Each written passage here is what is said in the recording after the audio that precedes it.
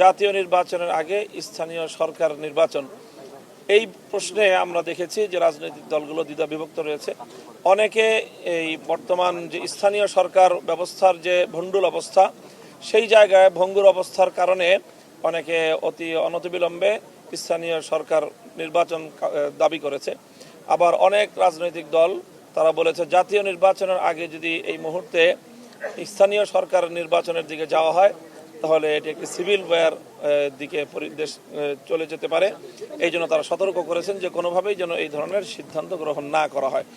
সেই সাথে সকলে আরেকটি বিষয় ঐক্যমত পোষণ করেছে এবং সকলের অভিন্ন ঘোষণা ছিল যেন বিগত ফ্যাসিস্ট সরকার এবং সেই ফ্যাসিবাদী শক্তি তাদেরকে যেন কোনোভাবেই রাজনীতিতে পুনর্বাসিত করার কেউ কোনো অপচেষ্টা না চালায় এবং এই আগামী নির্বাচনের এই প্রস্তুতি পর্বে বা কোনো অজুহাতে সেই পতিত সরকার বা তারা সেই ফ্যাসিবাদী শক্তি তারা যেন বাংলাদেশের রাজনীতিতে পুনর্বাসিত হওয়ার সুযোগ না পায়, সেই সঙ্গে তাদের বিচার ব্যবস্থাটাকে নিশ্চিত করার জন্য অতি দ্রুত বাংলাদেশে আগামী নির্বাচনের আগেই দৃশ্যমান কিছু কিছু বিচার প্রক্রিয়া যেন সম্পন্ন হয় এবং বিচার যেন কার্যকর যেন হয়, সেই ধরনের কিছু দাবি উত্থাপিত হয়েছে এবং সেই ধরনের কিছু আশ্বাসও আমরা সরকারের বিভিন্ন দায়িত্বশীল মহল থেকে পেয়েছি।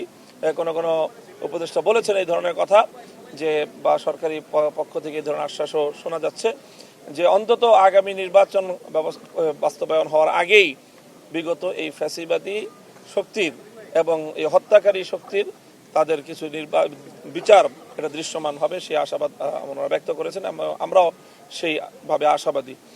তো এই ছিল মোটামুটি আজকে কথা। আমরা আমাদের পক্ষ থেকে যেই কথাটি বলেছি, আমরা বলেছি যে অবশ্যই এখন যেই সংস্কারের যেই প্রক্রিয়ার যে দ্বিতীয় ধাপ শুরু হচ্ছে সেখানে সকল রাজনৈতিক দলগুলো নিজ নিজ মতামত ব্যক্ত করবে এবং তারা অংশগ্রহণ করবে।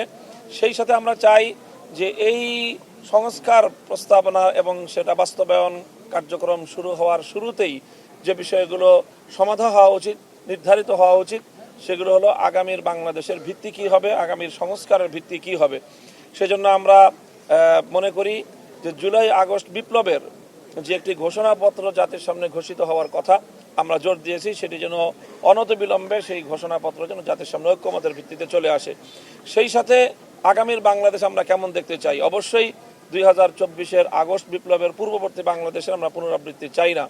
এজন্য বাংলাদেশটাকে আমরা যেভাবে আগামীর বাংলাদেশ দেখতে চাই সেখানে যেই অতীতের যেই বাংলাদেশের যে ঘটনা প্রবাহ, সেই ঘটনা প্রবাহের সূত্র ধরে 47, 71 এবং 2024-এর যেই ঘটনা প্রবাহ, সেই ঘটনার ভিত্তিতে যেন আগামীর বাংলাদেশ গড়ে ওঠে সেই ধরনের প্রত্যাশা আমরা ব্যক্ত করেছি।